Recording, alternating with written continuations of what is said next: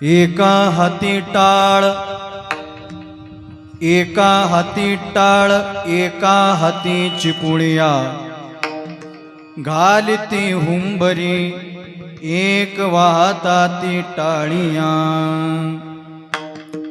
मातले वैष्णव नटती नाना छंदे, मातले वैष्णव नटती नाना छंदे, नाही मोक्षपदी चाड भजनी आवडी।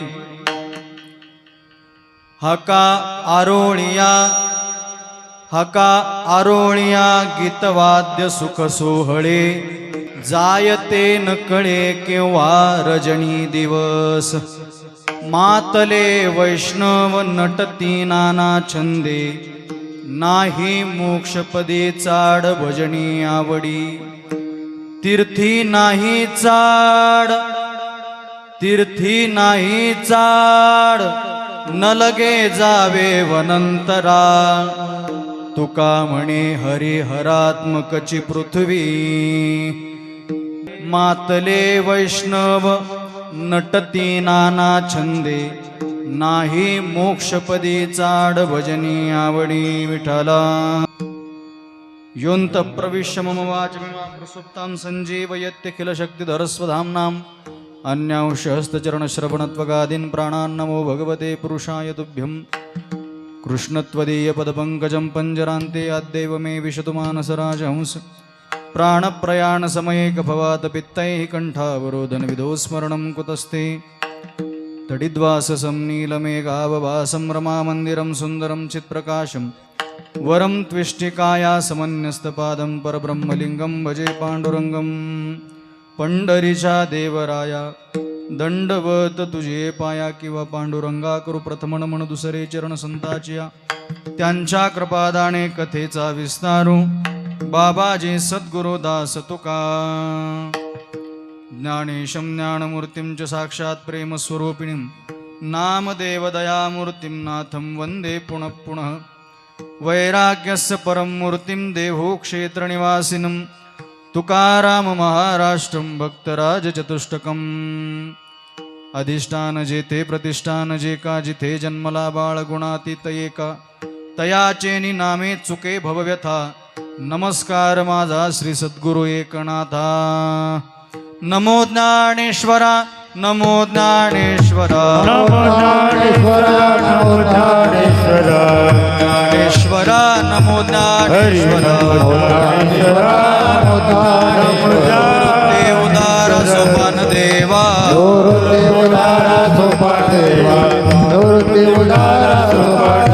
मुक्ताबाई नमो त्रिभुवन पावनी, मुक्ताबाई नमो त्रिभुवन पावनी, मुक्ताबाई नमो त्रिभुवन पावनी, मुक्ताबाई नमो त्रिभुवन पावनी। हे मुक्ताबाई नमो त्रिभुवन पावनी, नमो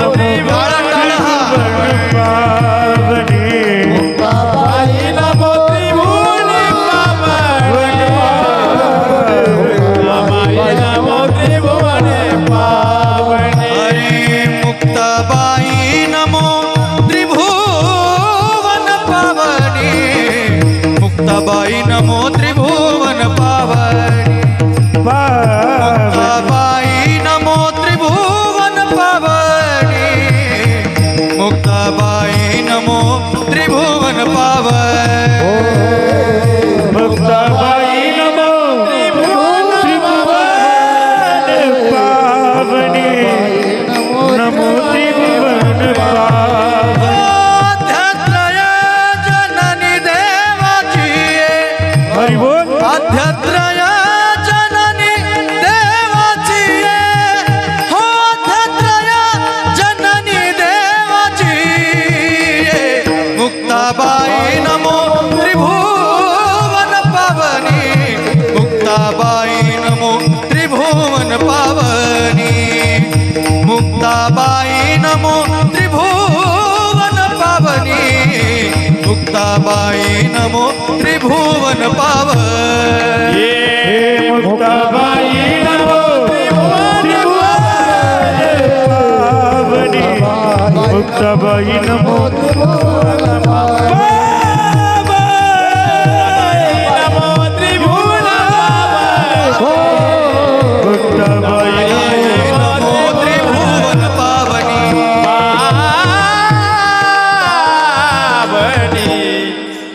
नमो ज्ञानेश्वरा नमो ज्ञानेश्वरा निवृत्ती उदारा सोपान देवा मुक्ताबाई नमो त्रिभुवन पावनी आद्यत्रय जननी देवाची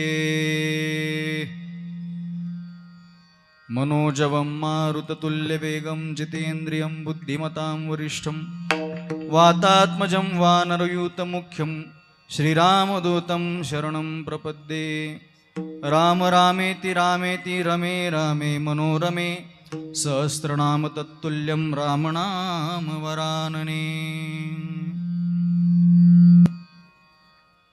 जयांचे केले स्मरण होय सकळ विद्यांचे अधिकरण तेची बंधू श्रीचरण श्री गुरूंचे संपाद्य ज्ञानंच विदाय भक्तिं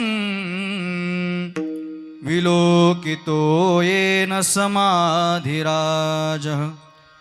वैराग्यवन्तं सुविचारयुक्तं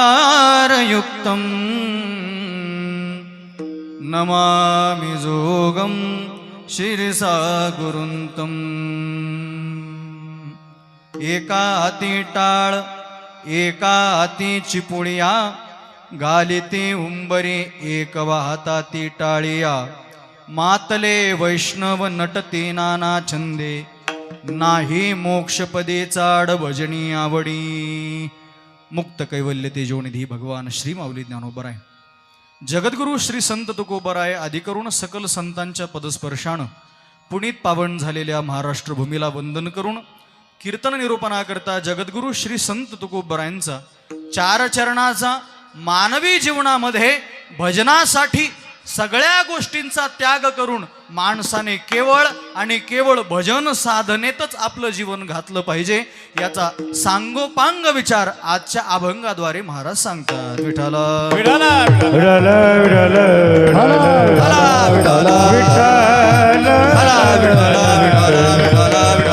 विठाला चिंतनाला सुरुवात करण्यापूर्वी अल्पसा परिहार. आपल्या या पुण्यभूमी करमाडमध्ये चालू असणारा हा अखंड हरिनाम सप्ताह दक्षिणमुखी हनुमान मंदिर संस्थान करमाड यांच्या वतीनं हे 53वं वर्ष आहे आणि या वर्षामध्ये पदार्पण करत असताना गत काही वर्षापासून आपण भगवत नामचिंतन हे कथा कीर्तनाच्या माध्यमातून ऐकतो आहोत आणि याही वर्षी तो दिव्य सोहळा या ठिकाणी आपल्या संपूर्ण ग्रामस्थांच्या वतीनं भजनी मंडळाच्या वतीनं सर्वच तरुण मंडळींच्या वतीनं हा या ठिकाणी संपन्न होत आहे आणि या सप्ताहाकरिता बाहेरगावून आलेले सगळे भजनी मंडळी असेल, महाराज मंडळी असेल, कथाकार असेल, कीर्तनकार असेल, प्रवचनकार असेल, सगळे महाराज मंडळींच्या अनुषंगानं सगळ्यांच्या सहकार्यानं आणि तुम्हा मायबाप श्रोत्यांच्या तनमन धनाच्या सहकार्यानं हा अखंड हरिनाम सप्ताह या ठिकाणी संपन्न होत आहे आणि या सप्ताहाला आदरणीय आमच्या संस्थेचे वैभव सगळ्यांचेच गुरुस्थानी असणारे आदरणीय गुरुवर्य शांतीब्रह्म मारुती बाबा कुऱ्हेकर यांच्या कृपाआशीर्वादानं आणि अनंतानंत संतांच्या कृपाआशीर्वादानं सुरू असणारा हा अखंड हरिनाम सप्ताह आहे ज्याच्यामध्ये आदरणीय कृष्णाजी महाराज नवले अण्णा आणि ज्यांच्याकडे व्यासपीठ पारायण नेतृत्व आहे आमचे कृष्णाजी महाराज कोरडे आणि रामायण ज्यांच्या मुखातून आपण या ठिकाणी ऐकतो आहोत शिवाजी महाराज शिंदे दरकवाडी सुंदर असा कार्यक्रम या ठिकाणी संपन्न होत आहे. कीर्तनाकरता सगळ्या लागणाऱ्या साधना या ठिकाणी उपस्थित आहे. इंद्रोवादी मृदंगम जय जय सुकरा कीर्तने ते कुमारा प्रल्हाद स्थालधारी तरल गतितया चोद्धव कांसधारी वीणाधारी स्वर ऋषी स्वर कुशलतया राग करता अर्जुनोभूत इंद्रोवादी मृदंगम जय जय सुकरा कीर्तने ते कुमारा यत्राग्रे भाववक्ता सरसरचनया व्यासपुत्रो बभूव. प्रल्हादासारखे टाळ वाजवणारे असावे लागतात आणि नुसते टाळ वाजवणारे असून जमत नाही, तरल गती तया एका लयीमध्ये समेमध्ये वाजवणारे असावे लागतात. बाबा दादा महाराज वाक्य सांगतो तुम्हाला, टाळ वाजवणारे लय भेटतील पण लयीत वाजवणारे फार कमी आहेत. विठाला विठाला विठाला विठाला विठाला विठाला वदडक वदडक करणारे भरपूर आहेत पण टाळ अगदी समबद्ध तालबद्ध, काल समजला पाहिजे, त्यातला मात्रा समजला पाहिजे, हे सगळं समजून टाळ वाजवणारे प्रल्हादासारखे टाळकरी मंडळी आज या ठिकाणी उपस्थित आहे. भगवान नारदाच्या स्वरूपाने या ठिकाणी विनेकरी बाबा उपस्थित आहे. त्याच पद्धतीनं इंद्रासारखे मृदंग वाजवणारे आमचे गणेश दादा या ठिकाणी उपस्थित आहे. अतिशय गोड मृदंग आहे. काय कीर्तन मृदंग बडवणं वेगळं आणि मृदंग वाजवणं वेगळं. काही काही माणसं मृदंगाला रडता येत नाही म्हणून मृदंग तिथे, नाही तर महाराज त्यांच्या वाजवण्यानं मृदंग सुद्धा रडायला लागतो कधी कधी. पण मृदंग वाजवणं, कीर्तनाला पोषक वाजवणं काहीच माणसांच्या हातामध्ये. त्यातले आमचे आदरणीय श्री हरिभक्तीपरायण गणेश महाराज या ठिकाणी उपस्थित आहे. इंद्रो वादे मृदंगम. तुम्ही म्हणशाल महाराज सगळ्यांचं नाव घेतलं, आम्ही काय घोडं मारलं? तुमच्याशिवाय कीर्तन होत नाही. वक्ता तो वक्ता नो, हे मी वक्ता म्हणतो, वक्ता म्हणत नाही. ऐका, वक्ता तो वक्ता नो हे श्रोतेवीन, श्रोत्यांशिवाय वक्ता काहीही करू शकत नाही. म्हणून प्रभू तुम्ही महेशियाची मूर्ती, मी दुबळात्मा अर्चितसे भक्ती, म्हणून बोल गंगावती स्वीकाराल की. तुम्ही सगळे मायबाप श्रोते आणि आमचे अण्णाही आज या ठिकाणी संकीर्तन सेवेसाठी उपस्थित आहे. गतवर्षी अण्णाला जमलं नाही कीर्तनाला उपस्थित राहण्याकरता, पण यावर्षी आवर्जून अण्णा या ठिकाणी उपस्थित आहे. आणि आपल्या परिसराचं वैभव असणारे सगळे गुणीजन मंडळी, दादा महाराज उशिरा का होईना पण कीर्तनाला उपस्थित झाले.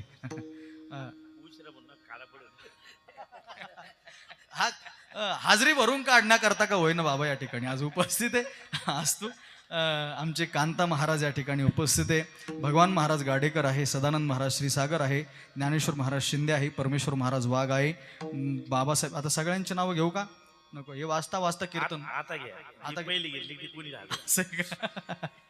बरं. श्रीकांत महाराज आहे, बाबासाहेब महाराज आहे, विलास बापू आहे, रावसाहेब महाराज आहे, तेजराव महाराज आहे, अर्जुन महाराज आहे, अनिल महाराज आहे, शिवाजी महाराज आहे, बाजीराव महाराज, हरिभाऊ महाराज, काशीनाथ महाराज, बापू महाराज, दादासाहेब महाराज, पुंजाराम महाराज, प्रकाश महाराज आणि लक्ष्मण महाराज. झाले का? या सगळ्या महाराज मंडळींच्या चरणावरती कोटी कोटी भावनेनं वंदना करतो आणि संकीर्तन सेवेला प्रारंभ. विठाला विठाला विठाला विठाला. मुख्य गोष्ट राहिली दोघं चोपदार.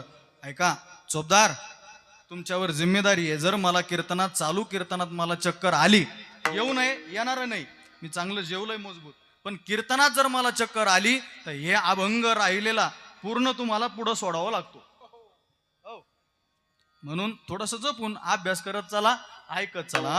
चोपदार या ठिकाणी उपस्थित आहे, ज्यांची गोड मृद साऊंड सिस्टीम आहे. काय नाव आहे दादाचं? चेतन दादा. अतिशय गोड सिस्टीम आहे, चैतन्य साऊंड सर्व्हिस आहे, अतिशय गोड.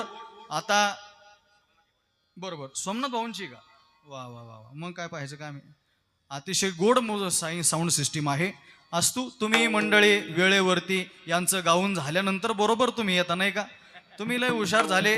काही काही लोक म्हणतात त्यांचं इवळणं उद्या मग जाऊ आपण. म्हणजे आता हे इवळणं आहे का? आता यांच्या राग रागीने आपल्याला काय होतं माहिती का महाराज? आपल्याला त्यातलं कळत नाही, म्हणजे हे तथ्य नाही असं नाही. यांच्या गाण्यानं कीर्तनात भाव समाधी लागत असते. एवढंच नाही, कीर्तनात रंग भरे कीर्तनात, या ठिकाणी रंग देवता अवतीर्ण करण्याचं काम या सगळ्या गायक मंडळींचं आहे. म्हणून तर जनाबाईंनी सांगावं, जनी म्हणे ज्ञानदेवा बोला भंग. ज्ञानदेवांसारखे सगळे टाळकरी मंडळी उपस्थित असायचे आणि त्यांना कीर्तनात चाल म्हणायला जनाबाईंनी सांगावं, हा त्यांचा अधिकार असतो. म्हणून कीर्तनाला येत असताना कीर्तनाचा कथेचा नियम आहे, कीर्तनकार उभा राहण्याच्या अगोदर आणि कथाकार व्यासपीठावर बसण्याच्या अगोदर 10 मिनिटं श्रोते धर्ममंडपामध्ये असावे. हा नियम आहे. आपलं चालू द्या, काही अडचण नाही. मी जास्त काही नियम लावत नाही दादा महाराज. काही काही कीर्तनकार फार कडक नियमाचे, ते म्हणतात टाळकरी धोत्रावरच असले पाहिजे. माझा एकच नियम आहे, किमान कापड घालून या. अंगावरती कपडे एवढाच नियम आहे माझा, बाकी काही नाही असतो. म्हणून तुम्ही सगळी मंडळी या ठिकाणी उपस्थित झाली. चला 1 तास माझ्याकडे शिल्लक आहे. 1 तासामध्ये सेवा तुमच्या समोर मला संपन्न करायची. विठ्ठल विठ्ठल विठ्ठल जगद्गुरु श्री संत तुकोबराय अभंगाद्वारे मानवी जीवनामध्ये भजन किती महत्वपूर्ण आहे याचा सांगोपांग विचार सांगतात. भलेही आपल्याला तीर्थयात्रेला जाता नाही आलं, तीर्थयात्रा एक वेळेस डावलली तरी चालेल. चालेल महाराज. वनांतराला जाणं टाळलं, डावललं तरी सुद्धा चालेल. पण मानवी जीवनामध्ये आलात ना, भजन डावलू नका हे मुख्य सांगणं अभंगाद्वारे. विठ्ठल विठ्ठल विठ्ठल विठ्ठल विठ्ठल यच्छयावत भूतलावरती जन्मलेला प्रत्येक जीव, त्या प्रत्येक जीवानं 3 गोष्टी अनावश्यक आहेत आणि 5 गोष्टी अत्यावश्यक आहेत. काय काय ऐका लक्षपूर्वक. 3 गोष्टी अशा आहेत की त्याच्या आपल्याला काहीही फायदा होत नाही, त्या आपल्या जीवनामध्ये अनावश्यक आहे. त्या गोष्टीची नाही केलं, त्या गोष्टी नाही मिळवल्या तरी सुद्धा जीवाचं जीवन चालू शकतं. या गोष्टी अनावश्यक आहे.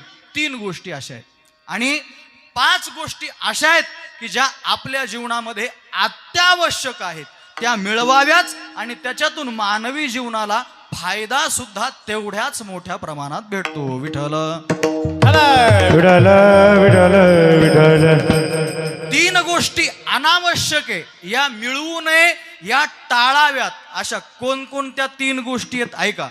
या 3ही गोष्टी, या तिघांचंही अक्षर प वरून आहे. 3 प मानवी जीवनामध्ये टाळावेत. कोणकोणते ऐका. सगळ्यात पहिलं परनिंदा, परद्रव्य आणि तिसरं परनारी. या 3 प मानवी जीवनामध्ये अनावश्यक आहे, या टाळाव्यात. याचा आपल्या जीवनामध्ये अर्थार्थी फायदा होऊ शकत नाही. महाराज सांगा थोडंसं व्यवस्थित आम्हाला समजावून, याच्यामुळे काय तोटा होऊ शकतो किंवा याच्याला आपल्या जीवनामध्ये या गोष्टी अनावश्यक कशा आहेत हे आम्हाला समजावून सांगा. ऐका आता लक्षपूर्वक. पहिल्या 3 गोष्टी सांगतो ज्या अनावश्यक आहेत. पहिली गोष्ट परनिंदा. आपल्या जीवनामध्ये अनावश्यक गोष्ट आहे परनिंदा. माणसाने जीवनात आल्यानंतर परनिंदा कधी करू नये. परनिंदा म्हणजे दुसऱ्याची निंदा करायची नाही. काही काही माणसांना एवढी घाण सवय असते, घरच्या भाकरी खायच्या लोकांचे धुणे धुवायचे. महाराज फार विचित्र सवय लोकांना. इथं सप्त्यात आले ना, कीर्तनात आले ना, तर कीर्तनात आल्या सुद्धा शांत बसत नाही. गायकाचा असा आहे, वादकच तसा आहे. कीर्तनकाराचा असा आहे, मंडपच नीट नाही लावला. मग एवढा सप्ताह झाला, पावशर हळद उरली होती, कुठं ठेवली? तुलाच लावायला ठेवली, शांत बस. काय महाराज, निंदा आपल्या जीवनामध्ये निंदा घडू नये, घडू नये. का? माऊली ज्ञानोबराय म्हणतात, तया निंदकापाशी येती अशेष ही पापे. ऐका, त्यानं केलेलं पाप तर त्याच्या माथ्यावरती बसतच, पण त्याने न केलेलं पाप सुद्धा त्याच्या माथ्यावरती येऊन बसतं. कुणाच्या? ज्यानं आपल्या जीवनामध्ये निंदा केली त्याच्या. म्हणून निंदा टाळावी माणसानं. ऐका, गुरुजी फार गोड उदाहरण याच्याकरता सांगत. एका गावामध्ये एक संन्याशी महात्मा राहत. मग आता संन्याशी राहत म्हणल्यानंतर प्रत्येक गावातून त्या संन्यासाला, त्या ब्रह्मचार्याला डबा. मग एक महिला म्हणायची, बाबाजी आज मी तुम्हाला भाकरी आणते. दुसरी महिला म्हणायची, आज मी तुम्हाला चपाती आणते. मग एक दिवस एका म्हातारीला आनंद वाटला आणि तिनं सांगितलं, बाबाजी आज मी तुमच्याकरता दही धपाटा आणते म्हणे. दही धपाटा. बाबाजींनी सांगितलं काही अडचण नाही. म्हातारी घरी गेली. थोडं गाव कोसाला राहत असल्या कारणानं म्हातारी घरी गेली आणि घरी गेल्यानंतर सुंदर असे धपाटे बनवले. आता पाणी येऊ देऊ नका. सुंदर धपाटे बनवले आणि एका घडव्यामध्ये सुंदर दही घेतलं, एका घडव्यामध्ये गुळ ठेवला आणि एका घडव्यामध्ये ठेचा ठेवला. ऐका, एक वाक्य सांगतो तुम्हाला. जीवनात आणि जेवणात ठेचा फार महत्वाचा आहे. काय काय काय? जेवणात आणि जीवनात ठेचा अनन्यसाधारण महत्वाचा आहे. जीवनात ठेचा खाल्ल्याशिवाय मजा येत नाही आणि जेवणात ठेचा खाल्ल्याशिवाय मजा येत नाही. विठ्ठल विठ्ठल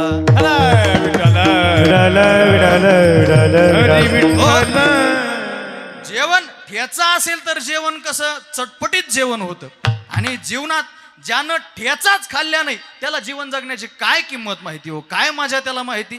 ज्याचं जीवन सहजासहजी गेलं त्याला ठेचा खाण्याची मजा नाही. मग ज्यानं ठेचा खाण्याचा अनुभव घेतलाय ना, मग त्याचे अनुभव सुद्धा ऐकण्यासारखेच राहतात. विठ्ठल विठ्ठल विठ्ठल विठ्ठल विठ्ठल विठ्ठल. मग एका भांड्यामध्ये ठेचा आणि सगळं सामुग्री तयार झाली आणि म्हातारी भोजन घेऊन निघाली. साधूला भोजन घेऊन चालली. आता कर्मधर्म संयोगानं प्रसंग असा घडला, एक गरुड एका नागाला घेऊन आपल्या हातामध्ये घेऊन पायामध्ये धरून निघाला होता. आता नाग काही सामान्य नव्हता, तो किंग कोब्रा होता. आता त्या नागाला घेऊन तो गरुड निघाला. आता वर आकाश मार्गे जाणारा तो गरुड त्या नागाला घेऊन निघाला, परंतु तो हातातून सुटतो की काय म्हणून त्याला जोरात आवळलं गरुडानं. जसं त्याला आवळलं तसं त्याच्या पोटावरती पीळ पडला आणि त्या नागानं गरळ ओकली. आता कर्मधर्म संयोग असा की ज्या ठिकाणी गरळ ओकली तिथून म्हातारी निघाली होती आणि ती गरळ दह्यामध्ये येऊन पडली. गरुडाला माहिती नाही, सापाला माहिती नाही, म्हातारीला माहिती नाही, साधूला माहिती नाही. म्हातारी आली, साधू समोर भोजन वाढलं. महाराज हात धुवून घ्या. हात धुतले, भोजनाकरता बसले, पुंडलिक वरदा झालं, भोजन करू लागले. आता हे विष असं आहे महाराज, 5 मिनिटामध्ये शरीरात गेल्यानंतर हृदय बंद पाडतं, असं भयानक विष. मग शरीरात विष गेलं, आता अंगाला दरदरून घाम फुटायला लागला, श्वास नलिका जाम होऊ लागल्या, हृदयाचे ठोके बंद होऊ लागले, अंग काळं ठिक्कर पडू लागलं आणि साधून हाक मारली, पांडुरंगा वाचव. आणि एवढं म्हणत साधून प्राण सोडले.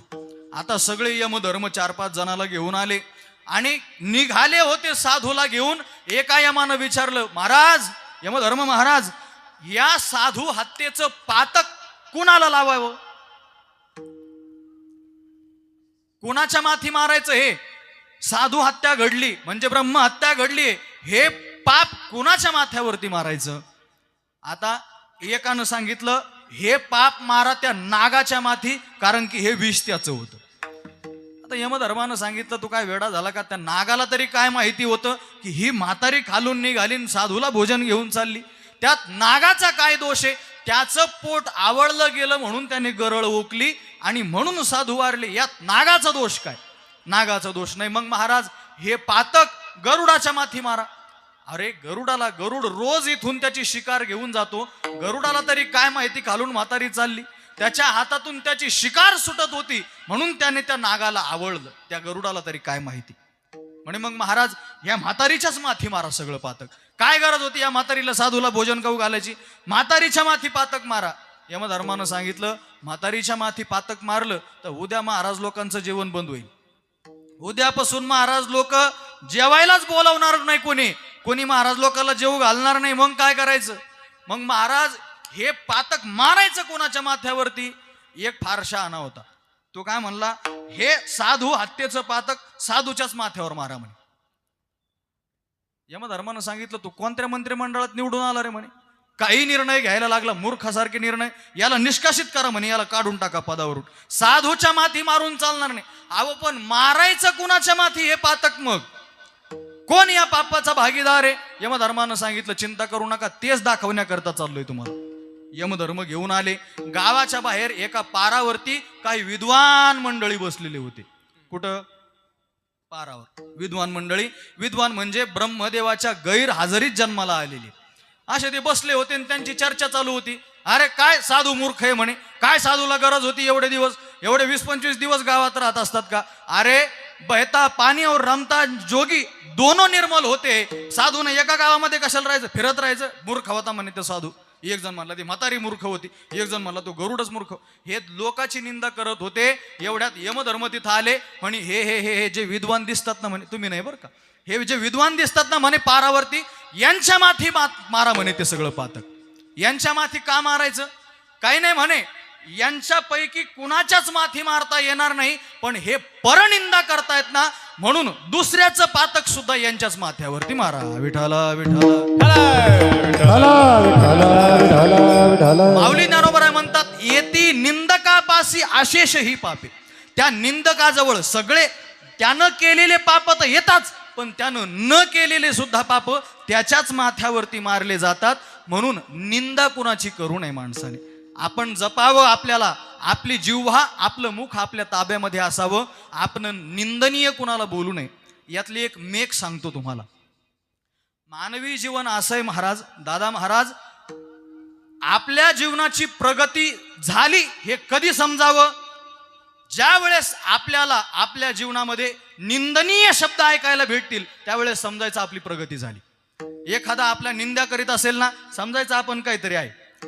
त्याच्या मुखातून आपल्याविषयी निंदा येते ना, समजायचं आपण काहीतरी आहे, त्याच्याशिवाय निंदा येत नाही. आणि जर आपली कोणी निंदाच करत नसेल ना, समजायचं अजून आपण शून्य आहे, अजून आपलं काही झालं नाही, अजून आपल्याला फार काही करायचं बाकी आहे. म्हणून तुकोबराय सुद्धा म्हणतात, निंदकाचे घर असावे शेजारी. निंदकाशिवाय जीवनात माझ्या नाही, कोणीतरी निंदा करणारा असावाच लागतो, तेव्हा माणसाचं जीवन प्रगतशील बनतं. विठाला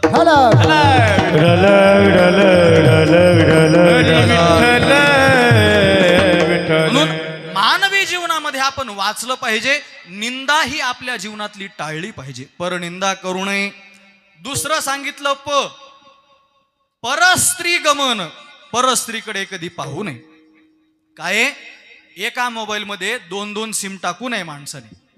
कळतं ना तुम्हाला? माझी भाषा कळते ना मी काय बोलतो? एका मोबाईलमध्ये एकाच बँकेत डबल अकाउंट उघडायचं नाही, नाही तर दोन्ही अकाउंट बंद होते. ऐका, एकाच माणसानं 2-2 वेळेस मतदानाचं दोन्ही बटन दोनदा दाबलं की त्याचं मतदान फेल होतं, फेल. म्हणून लक्ष ठेवा, मतदान करत असताना आणि एकदाच करा आणि एकीकडे जी आहे तिच्याकडेच लक्ष द्या, दुसरीकडे लक्ष देऊ नये. तुकोबराय म्हणतात, वाण्याच्या घरी गेला, गुळ अर्धा किलो घ्यायचा ना 1 किलो घे, साखर 2 किलो घ्यायची ना 5 किलो घे. पण महाराज काही काहींना सवयच राहते. काय वाणी साहेब, आज बाई साहेब नाही बसल्या, काय तुला काय हळद लावायची होती का बाई साहेबाच्या हातानं?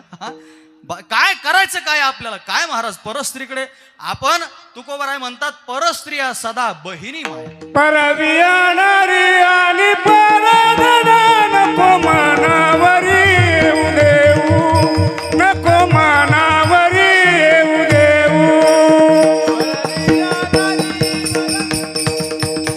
परविया नारी आणि परधना नको मानावरी येऊ देऊ.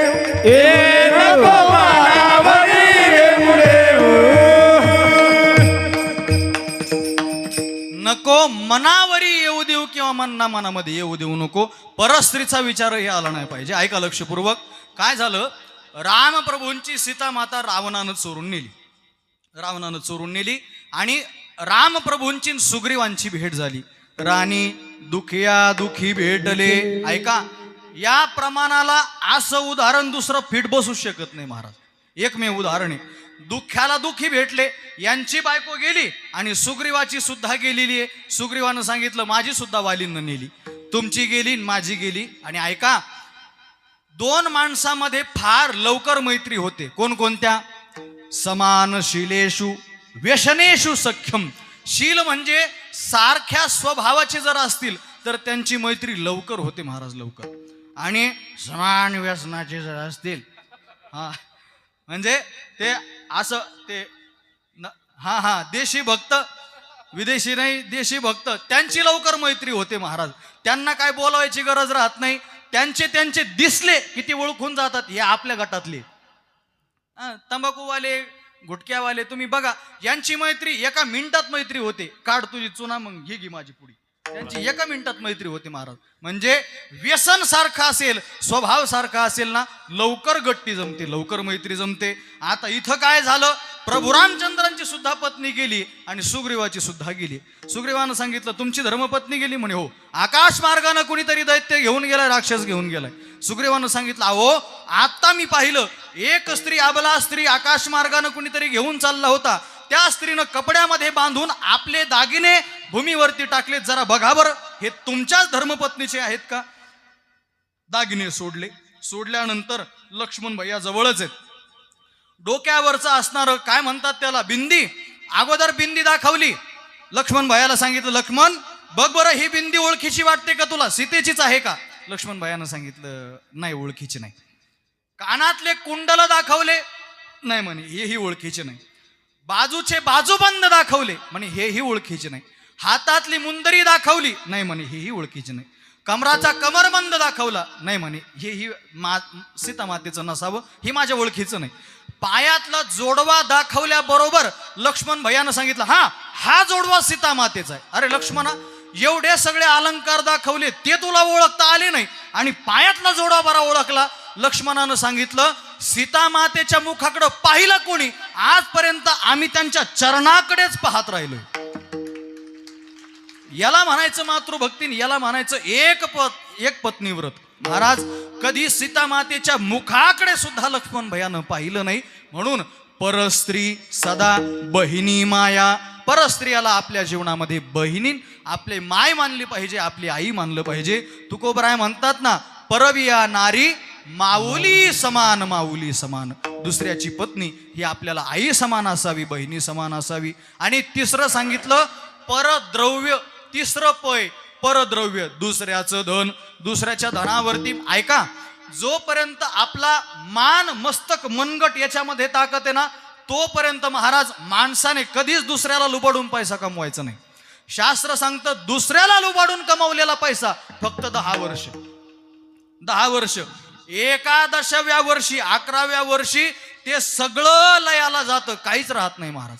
तुम्ही बघा, लोकांना लुबाडून जे मोठे झालेत ना, त्यांच्या घरात जन्माला आलेले मुलं पहा तुम्ही. कुणी लुळं भेटल, कुणी पांगळं भेटल, कुणी आंधळं भेटल, कुणाचा हात नाही, कुणाचा पाय नाही. काहीतरी त्याच्या जीवनामध्ये एक ना एक अवयव विकलांग त्याच्या जीवनामध्ये तुम्हाला भेटलच. म्हणून दुसऱ्याचं धन कधीच हरवून करून, आपल्या हातात ताकद आहे, आपल्या मनगटात ताकद आहे, कष्ट करून धन कमवा महाराज. आता ऐका, मी तरी मध्ये मध्ये रुमाल घेऊन घाम पुसतोय. आमच्या गणेश महाराजांकडे रुमाल सुद्धा नाही घाम पुसायला. का? त्यांना सांगायचंय तुम्हाला घामाचा पैसा आहे. विठाला विठाला पैसा घामाचा कमवा, आयुष्यभर टिकेल तुम्हाला. पण लुबाडलेला पैसा 2 दिवस सुद्धा टिकत नाही. जोडनिया धन उत्तम व्यवहार, जोडनिया धन उत्तम व्यवहार, जोडनिया धन उत्तम व्यवहार, जोडनिया धन उत्तम व्यवहार. उदास विचार वेच करी, उदास विचार वेच करी, उत्तमची गती तो एक पावेल, उत्तमची गती तो एक पावेल. उदास विचार वेद करी, उदास विचार वेद करी, तो एक पावेल, उत्तमची गती तो एक पावेल. धन मिळवा, धन अवश्य मिळवलं पाहिजे. कारण की तुकोबराय म्हणतात धनवंता लागी सर्व मान्यता हे जागी. धनवंताला सगळी मान्यता आहे, पण ते उत्तम रीतीनं कमवलं पाहिजे, उत्तम मार्गानं कमवलं पाहिजे. जोडून या धन उत्तम व्यवहारे, उदास विचारे वेच करी. कारण की या जगतामध्ये पैशाशिवाय काही नाही महाराज, पण तो आपण कष्टानं कमवला पाहिजे. शास्त्र सांगतं, आपलं संत वाङ्मय आपल्याला सांगतं, आणि अनेक संतांनी आपल्याकडे सांगितलंच, हे सब पैसे के भाई दिल का साथी नहीं कोई, सब पैसे के भाई. महाराज सगळे पैशानंच आपल्या जवळ येतात, पण तो पैसा मग कोणत्याही मार्गानं कमवून जमत नाही. तो चांगल्याच मार्गानं कमवा. दुसऱ्याच्या धनावरती डोळा ठेवू नका. तुमच्याकडं तहसील कार्यालय असेल ना, तहसील कार्यालयासमोर अनेक कावळे दिसतात आपल्याला. कावळे कळतं ना तुम्हाला? काळा कोट घातलेला कावळा दिसला की समजायचं हा लुबाडायलाच बसलेला आहे आपल्याला. विठाला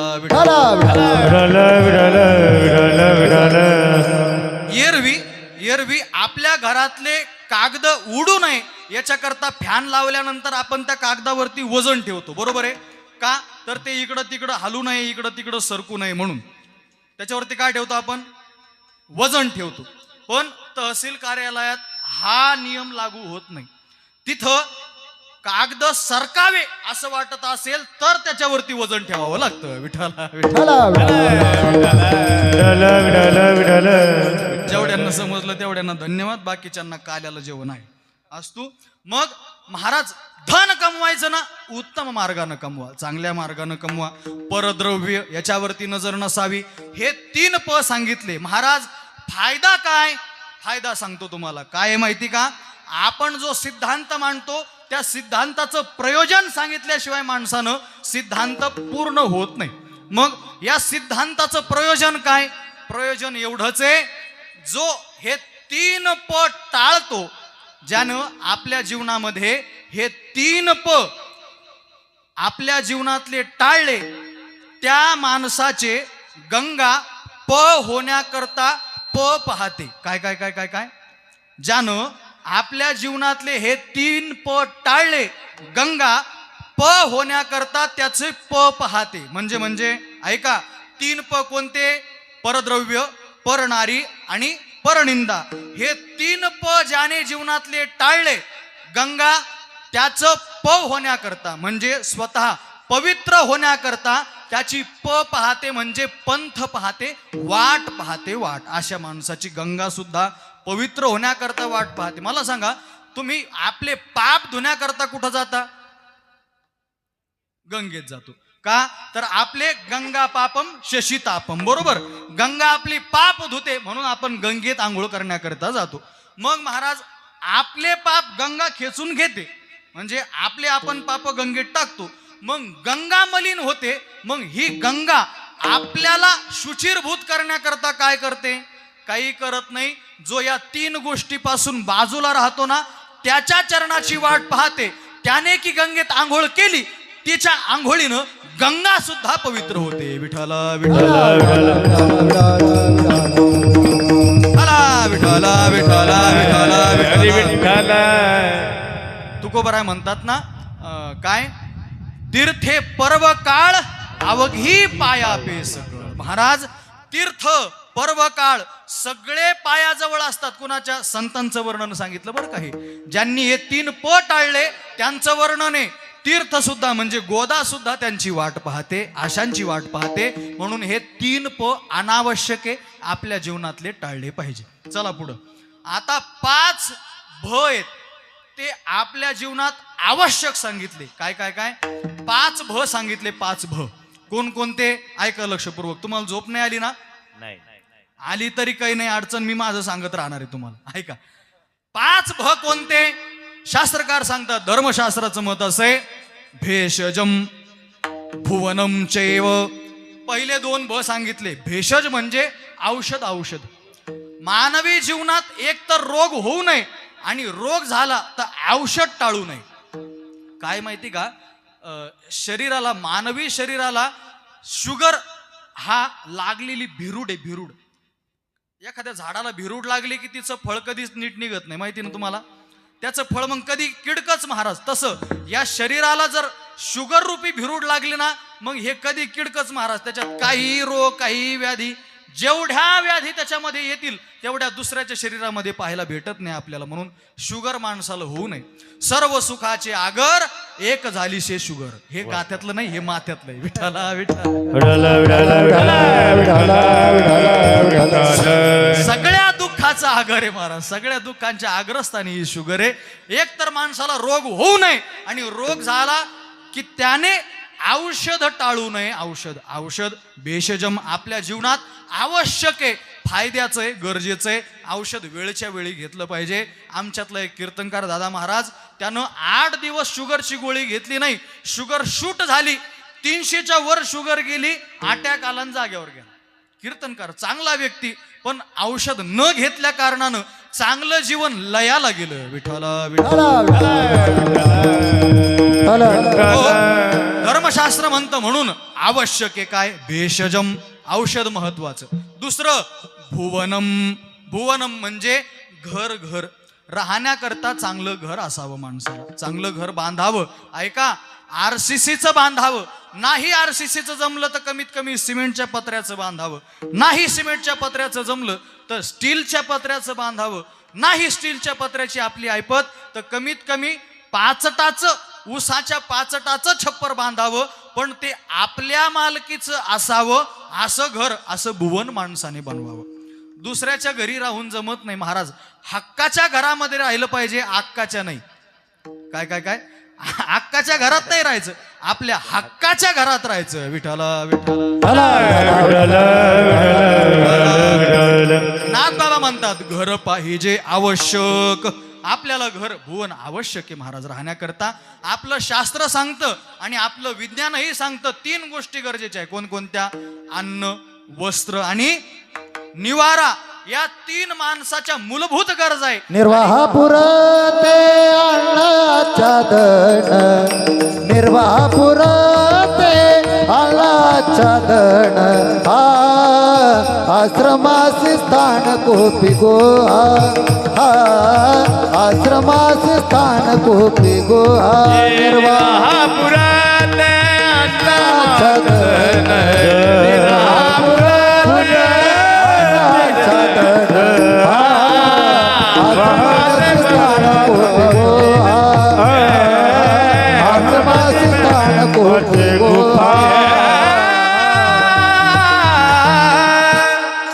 या प्रमाणातले 2 शब्द मी नंतर घेतो. यातला मला महत्वाचा शब्द आहे आच्छादन. म्हणजे राहण्याकरता निवारा. घर असावं राहण्याकरता, मजबूत घर असावं, स्वतःच्या मालकी हक्काचं असावं. भुवन पाहिजे आवश्यक, हे महत्वाचं आहे. दुसरं भ. तिसरं भ सांगितलं भजनम भोजनम चैव. भजन आजच्या अभंगामध्ये आलंय, ते थोडंसं बाजूला ठेवतो. चला पुढे. भोजनम चैव. भोजन महत्वाचं आहे, आवश्यक आहे, ते केलंच पाहिजे. आपलं धर्मशास्त्र आपल्याला सांगतं की भोजन कधी करावं.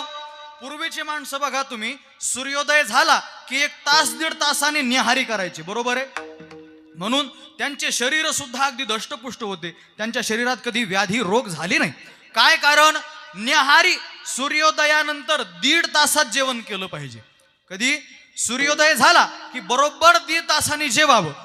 हे सकाळचं जेवण आणि सायंकाळचं जेवण सूर्यास्ताच्या अगोदर माणसाने जेवावं, सूर्यास्त झाल्यानंतर नाही. का? तर जठर अग्नी मंद होतो, मंद. महाराज, माणसाची 50शी ओलांडली की माणसाचा जठर अग्नी मंद व्हायला म्हणजे थंड व्हायला सुरुवात होते. पण काही माणसाला म्हातारपणीच जास्त हाडकं मोडायची सवय लागते महाराज. जठर अग्नी मंद आणि खाण्याचा छंद. महाराज काय माणसं विचित्र झाले.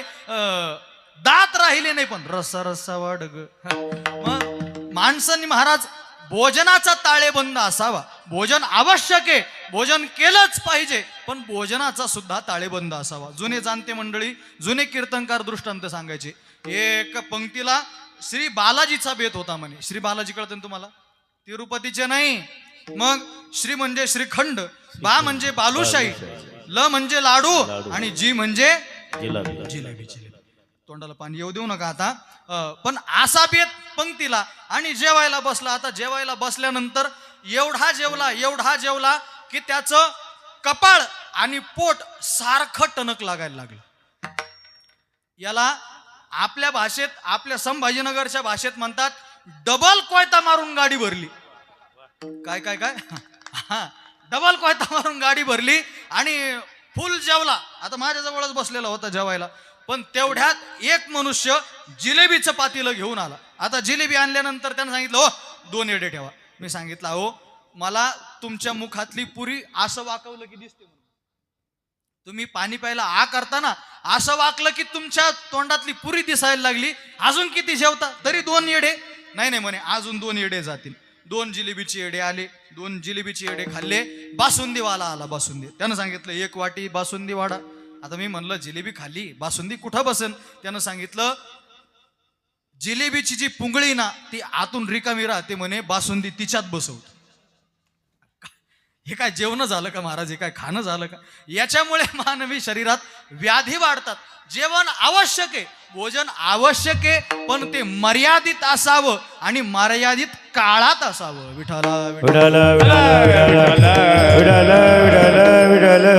तुम्ही आषाढी वारीला जातात ना, काही माणसाला महाराज जेवणाचं धोरण राहत नाही. आम्ही संस्थेच्या दिंडीत चालत असताना आता जेवणाला चांगलं राहतं महाराज, मस्त पंचपक्वान्नाचं जेवण राहतं. माणसं नाश्त्याला तेवढंच, दुपारच्या जेवणाला तेवढंच आणि सायंकाळच्या जेवणाला तेवढंच. मग दुसऱ्या दिवशी ते भजनात सापडत नाही. मग कोणी चिकूच्या बागात, कोणी केळाच्या बागात, कोणी द्राक्षाच्या बागात, गेलोटा जायवाड्याला, गेलोटा जायवाड्याला. महाराज भोजनाचा ताळेबंद असावा. जेवण आवश्यक आहे, पण किती करावं याला सुद्धा शास्त्र आहे. विठाला विठाला विठ्ठल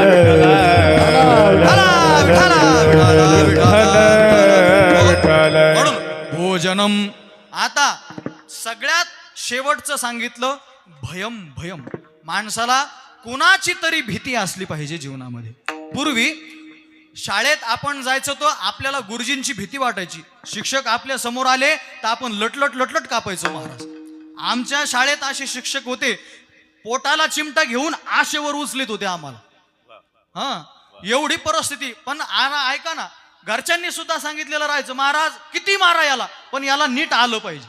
तिकडं मेला तर चालेल, पण याला हा शिकला पाहिजे, एवढं महत्वाचं. पूर्वीचे आई वडीलही तसेच होते, स्ट्रिक होते, म्हणून तेवढी भीती आपल्याला शालेय शिक्षकांची वाटत होती. आजही आमचे शिक्षक आमच्या समोरून चालले तर धाकधूक होता आम्हाला. ऐका, तुम्हाला आळंदीतलं उदाहरण सांगतो. काय झालं, आम्ही सगळे माऊली मंदिरातून निघालो आणि उत्तरेच्या गेटकडून निघालो बाहेर, म्हणजे चाकण रस्त्यानं, चाकण वडगाव चौक रस्ता निघालो. तर आम्ही निघालो तर सिद्धपेठाकडं बाबांचं दर्शन घेण्याकरता. आदरणीय गुरुवर्य वैकुंठवासी गुरुनाम गुरु सगळ्यांना आपल्याला नाव माहिती आहे. बाबांच्या दर्शनाकरता आम्ही निघालो. भोसले बाबांच्या दर्शनाकरता आम्ही निघालो. आणि निघाल्यानंतर आता काय झालं, मंदिरातून आल्या कारणानं आम्ही सगळ्यांनी टोप्या खिशात घातल्या होत्या. टोप्या सगळ्यांच्या टोप्या खिशात. आणि आम्ही निघालो, तेवढ्यात जयराम बाबा समोरून आले. बाबा समोरून आले. आम्ही जसं बाबांना पाहिलं, एक या गल्लीनं पळतं, एक त्या गल्लीनं पळतं, एक या गल्लीनं, पण एक बाबांच्या तावडीत सापडला. बाबांनी असा दगड उचलला, भिर करत दगड फेकला. महाराज धडकन दगड जसा लागला जाग्यावर खाली पडला. म्हणजे टोपी डोक्यात नसन तर महाराज बाबांना एवढा राग भयानक यायचा. टोपी का घातली नाही, कुठे गेली तुझी टोपी? हा काय मग आळंदीत काय करतो, नुसते तुकडे मोडायला आला का? वारकरी संप्रदायाची शान नाही राखायची, मग काय करायचं आळंदीमध्ये? म्हणून पूर्वीचे माणसं महाराज लटलट कापायचे. जयराम बाबांना बघू द्या, वैद्य बाबांना बघू द्या, माणसं थर्र कापत होते त्यांना. पण आता तसं राहिलं नाही महाराज. किती लांब केस वाढवा, खैरेवाले कपडे घाला आणि हिंडा, त्यांच्या समोरून हिंडा, काही वाटाना कोणाला. भीती राहिली नाही, भय राहिलं नाही महाराज. आणि आजचे पोरं पण पाहतो मी शाळेत शिक्षणातले, आज गुरुजी पोरांना घाबरायला लागले. पोरं गुरुजीला नाही घाबरत. विठाला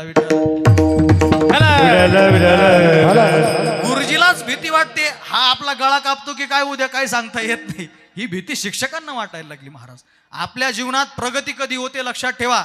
जोपर्यंत आपण जीवनात कुणाला घाबरत नाही तोपर्यंत आपल्या जीवनात प्रगती नाही. मायबाप आपण कधीतरी आणि कुणाला तरी आपल्या जीवनात घाबरलंच पाहिजे, भीती असली पाहिजे. बरं, शास्त्रकार म्हणतात आपण आपल्या जीवनामध्ये दोन गोष्टीला घाबरावं. कशा कशाला? सगळ्यात पहिलं पापाला घाबरलं पाहिजे. आपल्या बापाला नाही घाबरले तर चालेल, पण पापाला घाबरलं पाहिजे. विठाला आणि दुसरी गोष्ट, मी असं वागलो तर लोक मला काय म्हणतील या गोष्टीला माणसाने घाबरावं. या दोन गोष्टीला घाबरलं पाहिजे. महाराज मनुष्य हा पाप भिरू असावा. पापाला घाबरावं माणसाने, कारण की हे पाप आपल्या जीवनाची कोण गती करेल देव जाणे. म्हणून माणसाने जीवनात पापाला घाबरावं. आणि दुसरं, माणसाने लोक मला असं मी वागलो तर काय म्हणतील. आपण कीर्तनकार आहोत, आपणच जरा उद्या गाडीत बाटल्या घेऊन फिरायला लागलो तर लोक आपल्याला काय म्हणतील. मी असं वागलो तर माझी आई मला काय म्हणेल, मी असं वागलो तर माझे वडील काय म्हणतील. ही भीती माणसाच्या अंतकरणामध्ये असावी. भय सगळ्यात शेवटी सांगितलं. आणि राहता राहिलं एक, ते म्हणजे भजन. हे सगळ्यात महत्वाचं आहे, आजच्या अभंगामध्ये आलेलं आहे. ऐका, साखरपुड्याला जाता नाही आलं जाऊ नका, चुकवा. लग्नाला नाही जाता आलं नका जाऊ, चुकवा. कुणाच्या बारशाला नाही जाता आलं नका जाऊ, चुकवा. पण एक गोष्ट जीवनातली चुकू नका. कोणती? तुकोबराय म्हणतात, तयाचे भजन चुकू नको, तयाचे भजन चुकू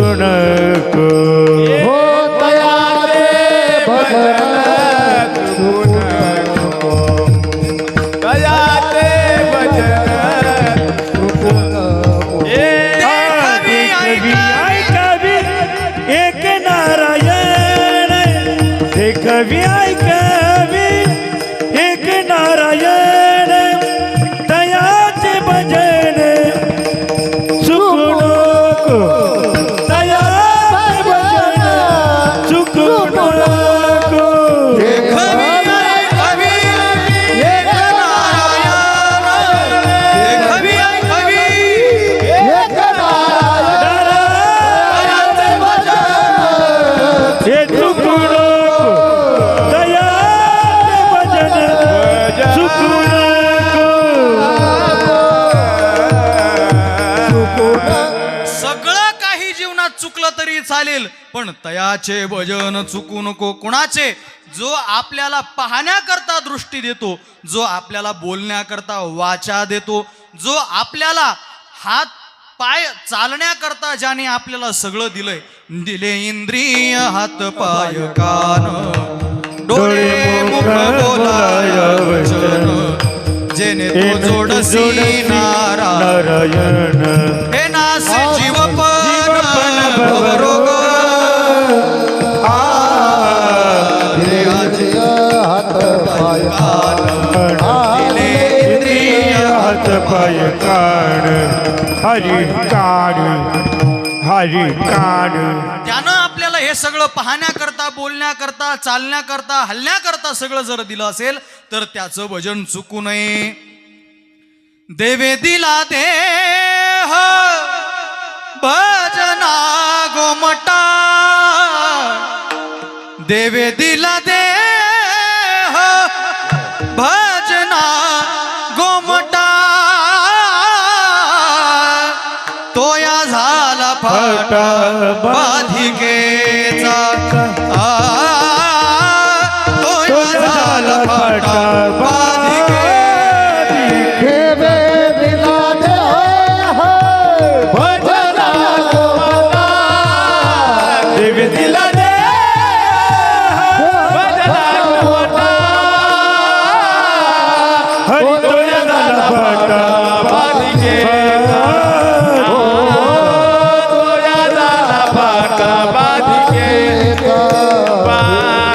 देवी दिला देह भजना गोमटा तोया झाला पाटा बाधिकेचा तोया झाला पाटा बाधिकेचा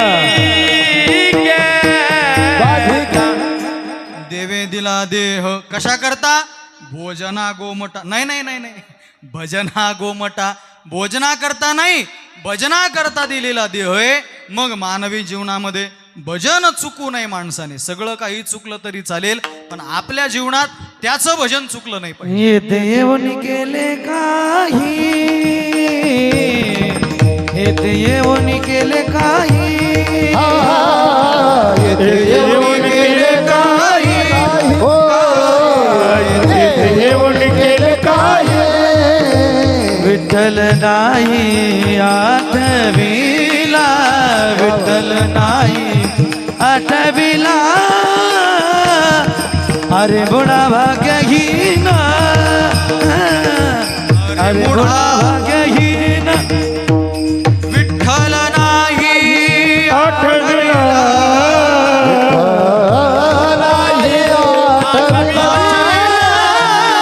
अरे मुडा भाग्यहीना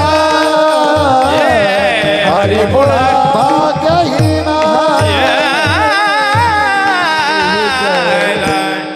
अरे मुढा भाग्यहीना येथे येऊनी केले काही विठ्ठल नाही आठविला. इथं येऊन जर आपण भगवान परमात्म्याचं भजन करत नसू तर तुकोबराय म्हणतात अरे तू नुसता मूढ नाही भाग्यहीन आहे भाग्यहीन. ऐका भगवान परमात्म्याचं भजन होण्याकरता श्रीमद भागवत सांगतं भाग्योदयेन बहुजन्म समर्जितेन सत्संगमम चलभते पुरुषो यदा वै आज्ञान हेत कृत मोह मदांधकारम नाशम विधाय ही तदोदयते विवेक. मानवी जीवनात विवेकाचा उदय होतो भगवत भजन प्रारंभ होतं पण कधी भाग्योदय झाल्याशिवाय नाही महाराज. त्याच्याकरता भाग्याचा उदय व्हावा लागतो मग भजन. म्हणून आपला भाग्य उदय झालेला आहे. आपल्या जीवनात भजनाची सुद्धा गोडी लागलेली असेल तर माणसाने भजन केलंच पाहिजे. मग तुकोबरायांना विचारलं का हो तुकोबराय तुम्ही सांगता भजन केलं पाहिजे भजन केलं पाहिजे पण ते भजन कसं करावं. एक हाती टाळ एक हाती चिपळिया एक हाती टाळ एक हाती चिपळिया एक हाती टाळ एक हाती चिपळिया एक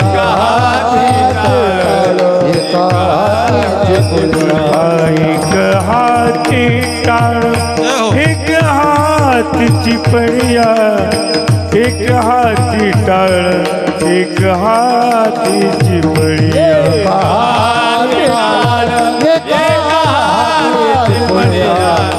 टाळ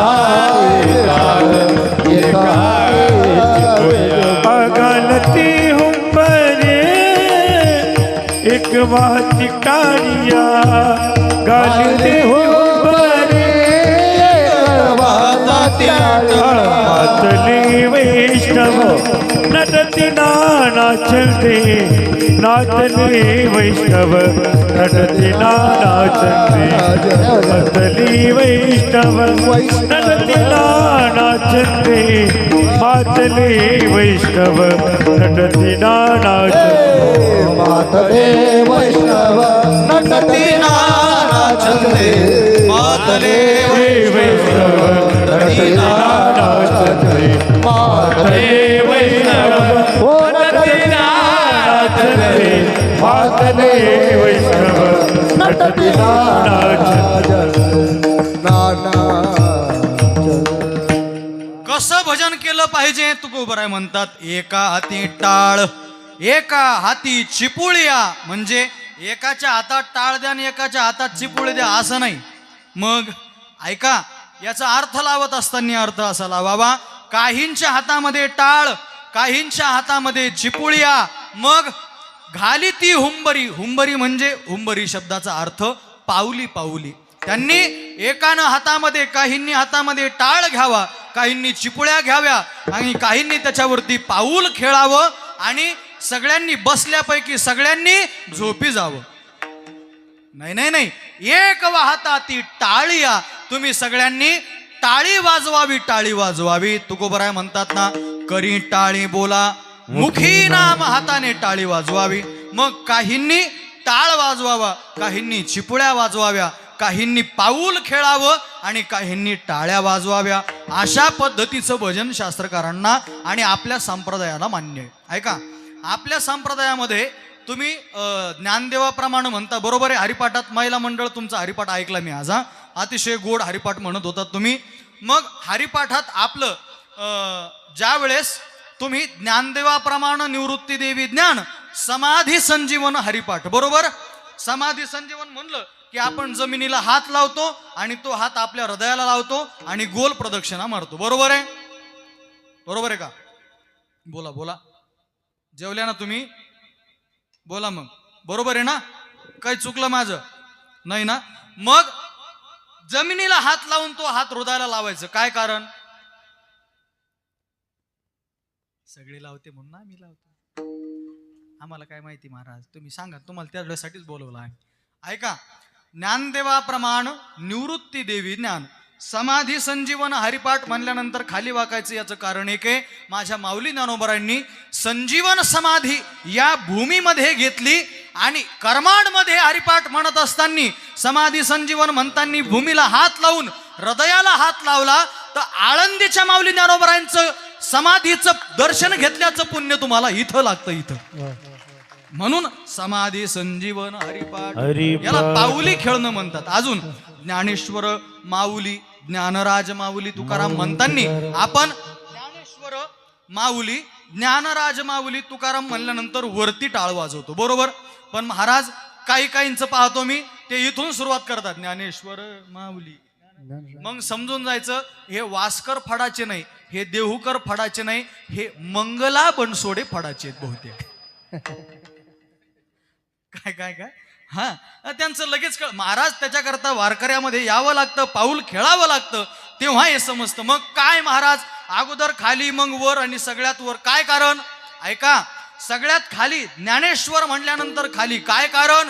आमचे संत सांगतात ज्ञानदेवे रचिला पाया.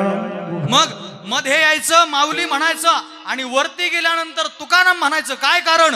तुका झाला से कळस भजन करा सावकाश. म्हणून या पद्धतीनं पाऊल खेळावं हे संतांचं वाङ्मय आपल्याला सांगतं. विठाला विठाला विठाला विठाला विठाला विठाला विठाला घाली ती हुंबरी एक वाहता ती टाळिया. आणि मग असं खेळताना मातले वैष्णव नटती नाना छंदे. महाराज मातले म्हणजे दारू पिऊन मातले का? नाही नाही नाही, भक्ती रसे मातले, भक्ती रसे. महाराज भक्ती रसानं मातले, आनंदित झाले, व्यामोहित झाले भक्ती रसानं. आणि त्या भक्ती रसामध्ये मग काय केलं त्यांनी? नटले नटले. आपल्या संप्रदायात महाराज, आपला संप्रदाय हा नटण्याकरता सांगतो, नटण्याकरता. महाराज कसं नटलं पाहिजे? अतिशय सुंदर नटावं माणसाने. आ बाळावरती सुंदर म्हणजे आपल्या बाळावरती सुंदर बुक्का लावावा, अष्टगंध लावावा, सुंदर चंदन तिलक लावावा, गळ्यात पवित्र तुळशीची माळ घालावी, शुभ्र कपडे अंगावरती घालावेत आणि मग भगवान परमात्म्याचं भजन करावं. ना महाराज, आमच्यातल्या काही काही नाही एवढे घाण कपडे घालायची सवय आणि लोकांना दाखवायचं फक्त मी किती गरीब आहे, मी किती साधा आहे. अरे कशा करता? माऊली ज्ञानोबारांचे सेवक आहेत तुम्ही.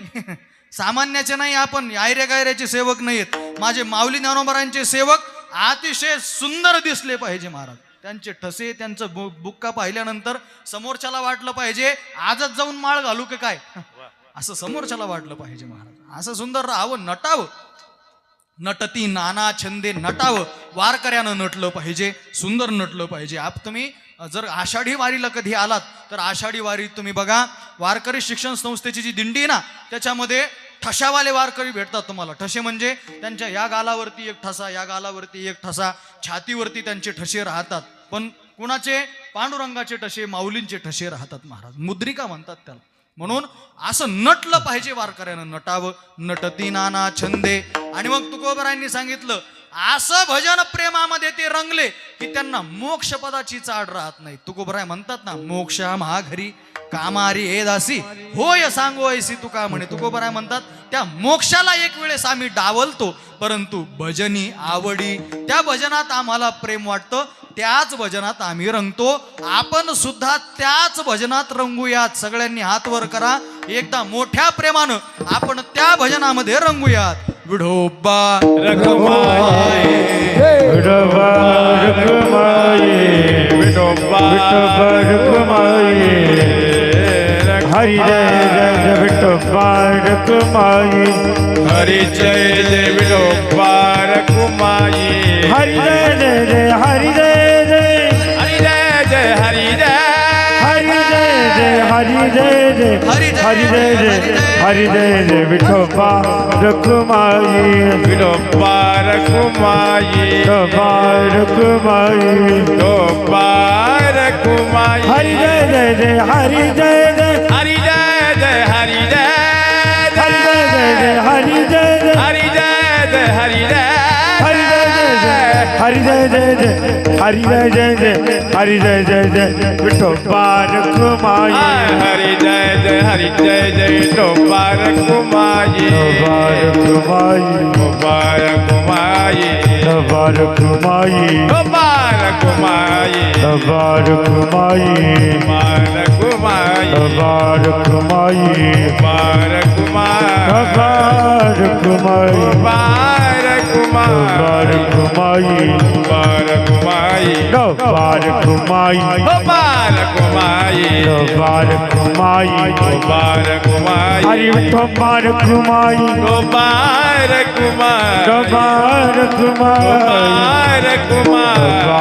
Barakumai, Barakumai, Jai Jai Barakumai, Barakumai, Barakumai, Barakumai, Barakumai, Barakumai, Barakumai, Barakumai, Barakumai, Barakumai, Barakumai. Hari Viఠ્ઠલ Shri Gyandev Tukaram Pandharinath ભગવાન की जय. Barakumai, Barakumai, Barakumai,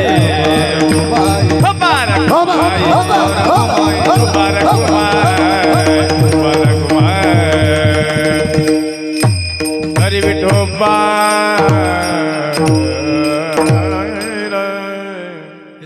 करमारकरांचं प्रेम आहे. आमचे प्रभाकर दादा गाडेकर आज त्यांचं कीर्तनाकरता सौजन्य आहे. त्यांचे सुद्धा खूप खूप आभार. आणि गतवर्षीसुद्धा अतिशय सुंदर कार्यक्रम या ठिकाणी संपन्न झाला. त्याही वर्षी मला वाटतं पहिल्याच दिवसाची सेवा मी केली होती. मला वाटतं असं पहिल्या दुसऱ्याची काहीतरी दिवशी सेवा केली होती. आणि तेच लक्षात ठेवून याही वर्षी आज तुमची सेवा करण्याचं पुन्हा एकदा सद्भाग्य प्राप्त होतं आहे. सगळ्यांची विनम्र भावनेनं वंदना करतो. आमचे गाडेकर दादा या ठिकाणी उपस्थित आहे, त्यांचीही विनम्र भावनेनं वंदना करतो. तुकोबराय म्हणतात मानवी जीवनामध्ये भजन असावं. आता काढू का अण्णा? कळ लागली मला जरा.